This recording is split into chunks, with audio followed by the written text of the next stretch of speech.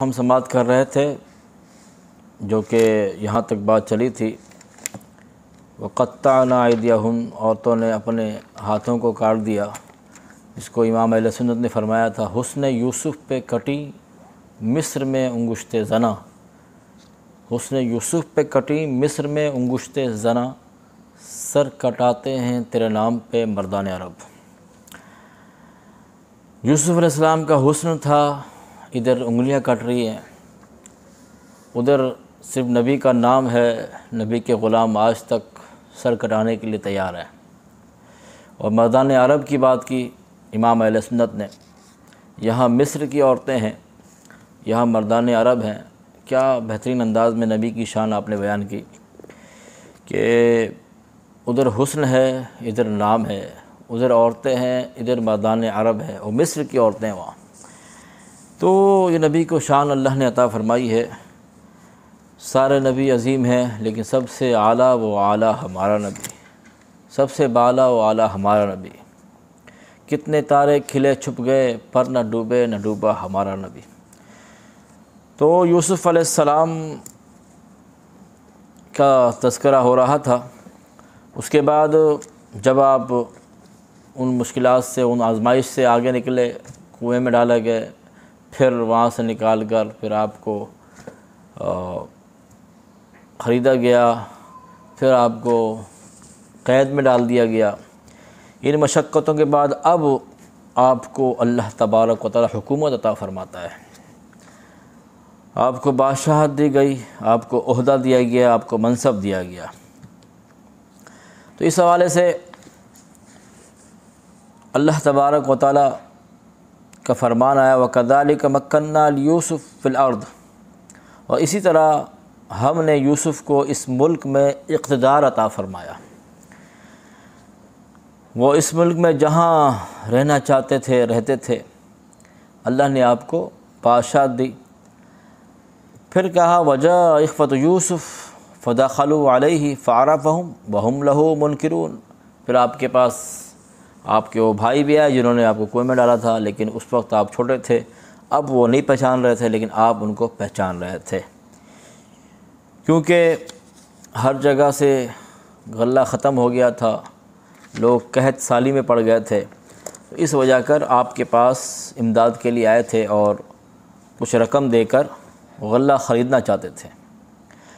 اب یہاں پر یوسف علیہ السلام نے کہا مجھے اس ملک کے خزانوں کا انچارج مقرر کیا جائے، تو علماء نے کہا، اس سے علماء یہ اصول بیان کرتے ہیں کہ عہدے کی تمنا کرنا تو بری بات ہے، لیکن اگر کسی شخص کے سوا کوئی اور عہدے کا اہل نہ ہو تو اہل شخص کو اپنی خدمات پیش کرنی چاہیے۔ جب یہ دیکھا جائے کہ معاملہ بگڑا ہوا ہے تو اب ان کو آگے آنا چاہیے اور اس معاملے کو ٹھیک کرنے کے لیے آگے آنا چاہیے۔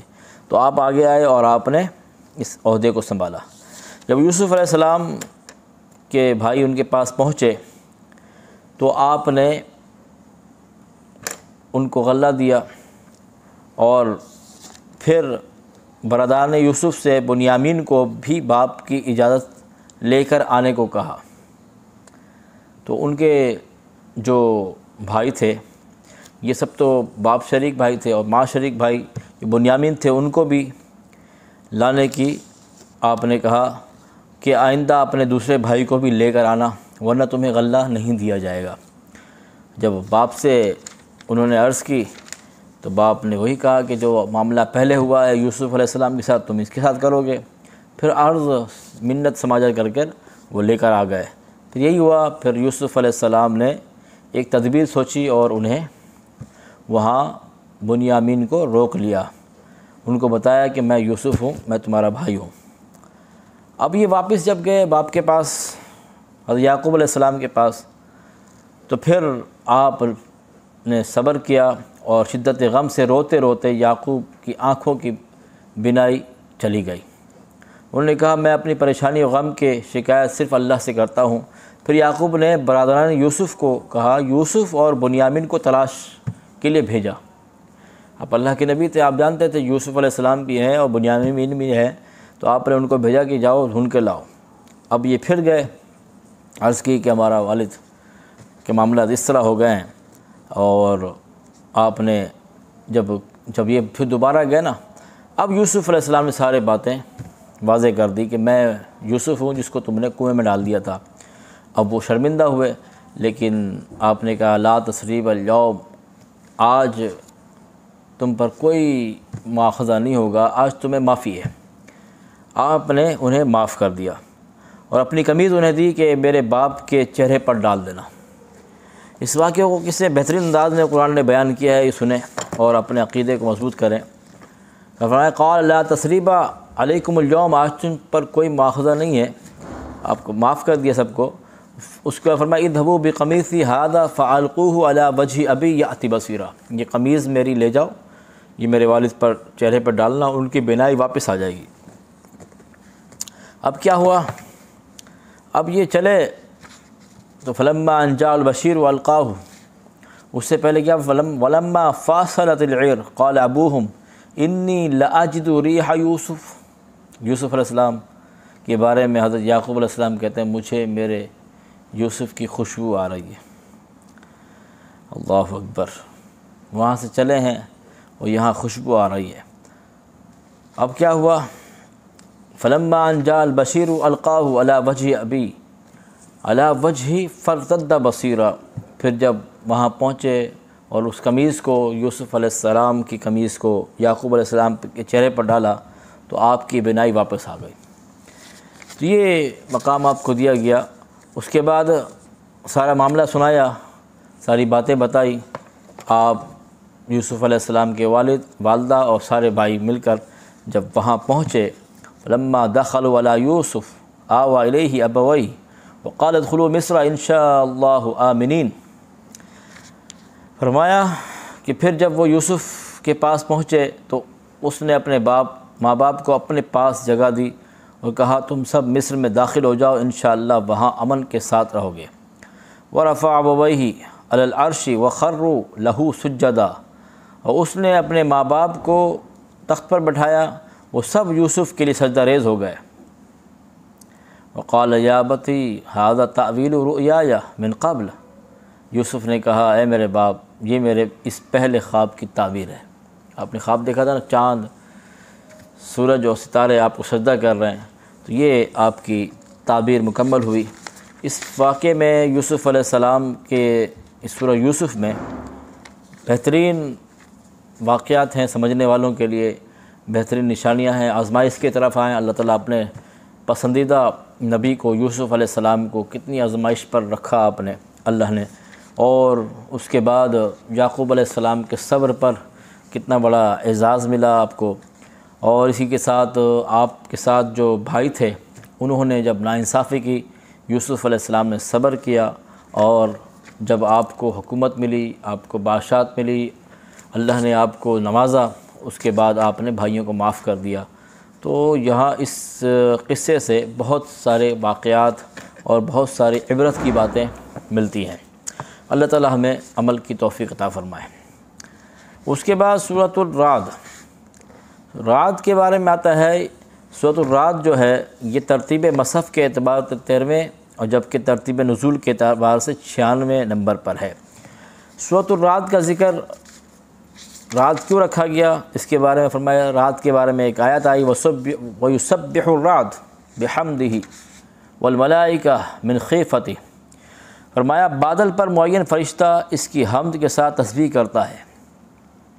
اب رعد کا کیا معنی ہے؟ فرمایا کہ اس آواز کو کہتے ہیں جو اجسام سماویہ کی رگڑ کی وجہ سے بادل کے درمیان سے سنائی دیتی ہے۔ حضرت ابن عباس رضی اللہ تعالیٰ عنہما بیان کرتے ہیں نبی کریم صلی اللہ علیہ وسلم کے پاس یہود آئے اور انہوں نے کہا اے ابو القاسم ہمیں بتائیے کہ رعد کیا چیز ہے۔ آپ نے فرمایا وہ ایک فرشتہ ہے جس کو بادل کے اوپر مقرر کیا گیا ہے، اس کے پاس آگ کا ایک کوڑا ہے، وہ اس سے جہاں اللہ چاہتا ہے بادل کو ہنکاتا ہے۔ انہوں نے پوچھا اور یہ آواز جو ہم سنتے ہیں یہ کیا چیز ہے؟ آپ نے فرمایا جہاں بادل کو لے جانے کا حکم دیا جاتا ہے وہاں لے جانے کے لیے فرشتہ جب بادل کو کوڑا مارتا ہے تو یہ اس کی آواز ہے۔ انہوں نے کہا آپ نے سچ کہا۔ یہ سنن ترمذی کی حدیث ہے جس کو علامہ غلام رسول سعیدی صاحب نے اپنی مایہ ناز تصنیف تبیان القرآن میں کوٹ کیا ہے۔ تو یہ رات کا معنی ہوا، اس رات کا نام رکھنا اس وجہ کر ہے، اس آیت کے ذکر ہونے کی وجہ سے اس سورت کا نام سورۃ الرعد رکھا گیا ہے۔ اب سورۃ الرعد میں اللہ تبارک و تعالی کا فرمان سن لیں کہ آیت نمبر 11 میں فرمایا ان اللہ لا یغیر ما بقوم حتی یغیروا ما بانفسہم، بے شک اللہ تعالیٰ اس قوم کی حالت کو نہیں بدلتا، اللہ تعالیٰ کسی قوم کی نعمت اس وقت تک نہیں بدلتا جب تک وہ اپنی حالت کو نہ بدل سکے۔ تو اللہ تبارک و تعالیٰ اس قوم کی حالت کو جب بدلتا ہے جب وہ خود کوشش کرے۔ سورۃ الرعد کی آیت نمبر 11 میں اللہ کا فرمان ہے ان اللہ لا یغیر ما بقوم حتی یغیروا ما بانفسہم، بے شک اللہ تعالیٰ اس قوم کی حالت کو نہیں بدلتا جو خود نہ چاہے۔ آج قوم کے ذبح حالی کے اسباب کیا ہیں آپ کے سامنے ہیں۔ ہم نے قرآن کو چھوڑا ہوا ہے، وہ معزز سے زمانے میں مسلمان ہو کر ہم خوار ہوئے تاریک قرآن ہو کر رمضان شریف میں سن رہے ہیں، اللہ تعالیٰ عمل کی توفیق عطا فرمائے۔ تو یہ سورۃ الرعد میں یہ پیغام ہے۔ اس کے بعد سورۃ الابراہیم، یہ مصحف کے اعتبار سے 14 نمبر پر، نزول کے اعتبار سے 72 کے نمبر پر یہ سورت کا ذکر آتا ہے۔ اس صورت میں حضرت ابراہیم علیہ السلام کا ذکر آتا ہے، اسی مناسبت سے آپ اس صورت کو ابراہیم کہتے ہیں۔ اور آج کا آخری پیغام یہ ہے کہ اس میں فرمایا الم تر کیف ضرب اللہ مثلا کلمۃ طیبۃ کشجرۃ طیبۃ اصلها ثابت وفرعها فی السماء۔ اب دیکھ لیں، ہمیں تو اللہ نے اتنا بڑا مقام دیا۔ اب اس سورۃ الرعد کی آیت سنی نا آپ نے 11 میں، اللہ تعالیٰ اس قوم کی حالت نہیں بدلتا جو خود نہ چاہے۔ ہمیں تو اتنا بڑا مقام اللہ نے دیا ہے کہ کلمہ طیبہ کی مثال کیا ہے؟ کیا آپ نہیں دیکھا کہ اللہ نے پاکیزہ کلمہ کی کیسی مثال بیان کی ہے؟ وہ ایک پاک درخت کی طرح ہے جس کی جڑ زمین میں مضبوط ہے اور اس کی شاخیں آسمان میں ہیں۔ تؤتی اکلھا کل حین، وہ درخت اپنے رب کے اذن سے ہر وقت پھل دیتا ہے، ہر وقت پھل دیتا ہے۔ اب اس کو علماء یہ مثال دیتے ہیں کہ کلمہ طیبہ پڑھنے والا چلا جاتا ہے، اس کلمہ طیبہ کے مطابق زندگی گزار کے چلا گیا، دنیا میں تھا تو عزت ملی، قبر میں تھا عزت ملی، حشر میں بھی عزت ملے گی۔ یہاں تک کہ اگر کوئی ہمارے جیسا گناہگار شخص بھی ہوگا، کلمہ طیبہ کو پڑھا ہے، کل روز محشر حساب و کتاب کے بعد جنتی جنت میں، جہنمی جہنم میں جائیں گے۔ تو اگر مسلمان کو اس کے عمل کی وجہ کر جہنم لے جایا جا رہا ہوگا، پھر بھی یہ کلمہ پاک کلمہ جدا نہیں ہوگا۔